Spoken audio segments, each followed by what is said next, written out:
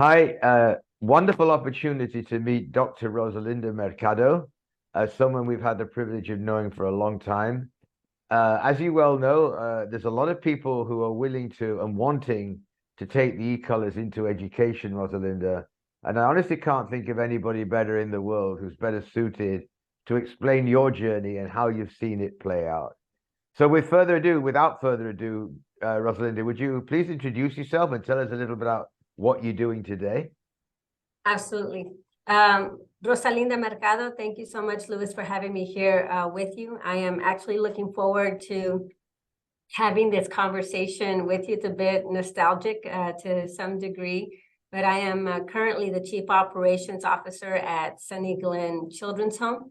The Children's Home has been in existence for over 87 years, and we care for foster youth across the state of Texas. Excellent. How long have you been there now in this role? It is going to be almost 3 years.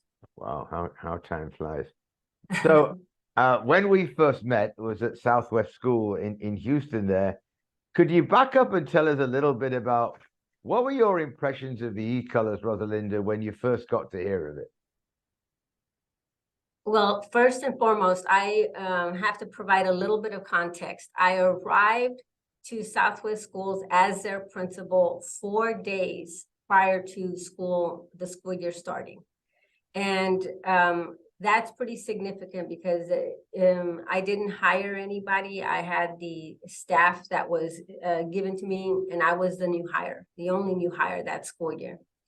And so getting to know the staff was really hard at first. And so I focused on my core leadership team because I knew I needed them strong to be able to manage and maintain the rest of the school or that campus, with including students and parents. In that fall, we had a lot of transition that happened as a result of me coming in. And for the most part, it was a healthy transition. But in the spring of my first year as the campus principal at Southwest Schools, we were introduced to Chevron and Equilibria. Chevron and Equilibria had already had their own business partnership, but we were working with STEM originally. That's the influence with Chevron.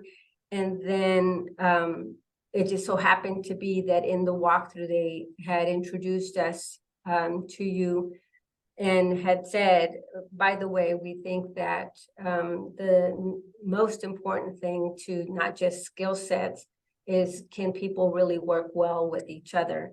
And in that particular scenario, it was, for me, if I was going to say that I was going to have students who were workforce ready, I wanted them to be future professionals that would be able to sustain the long haul of a career and be able to work with others really well. So Equilibria and their partnership with Chevron was literally, I said, a no-brainer for us to have that same partnership. So it became almost like a trio, the three of us working together. So when we were introduced in the spring, early spring, I said, I will have availability in May for you to come train our staff. And this is still me concluding the first year of being a school leader.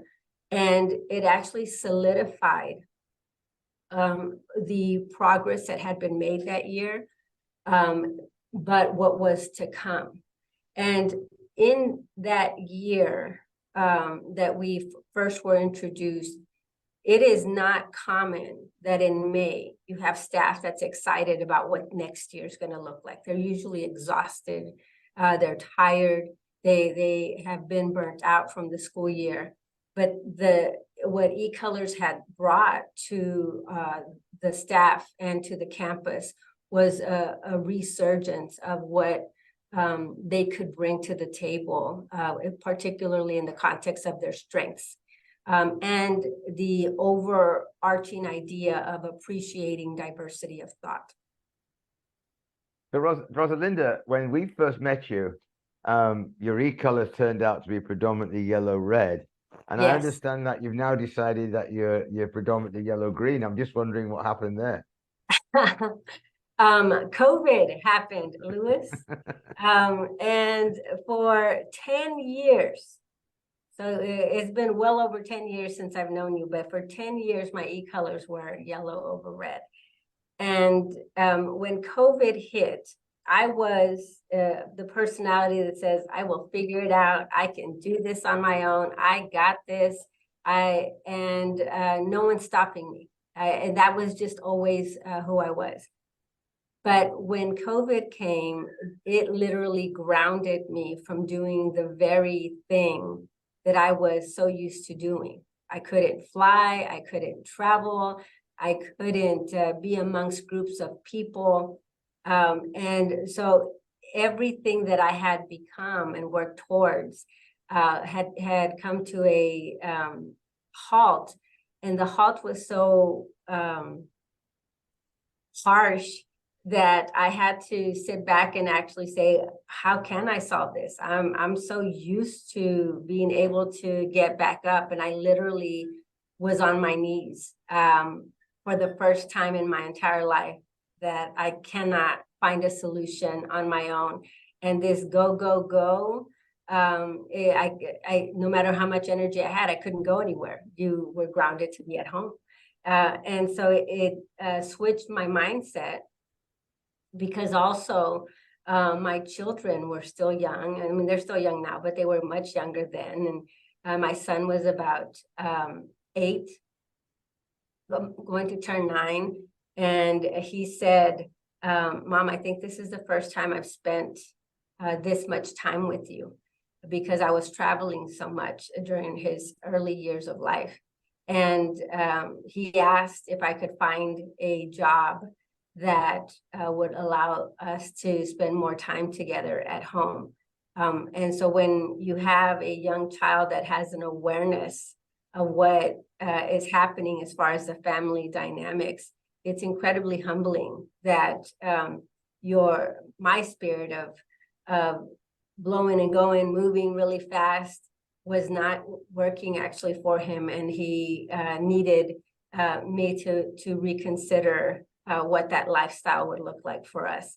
And so I was very much more methodical and thoughtful about decisions that I made moving forward, and where I spent my time.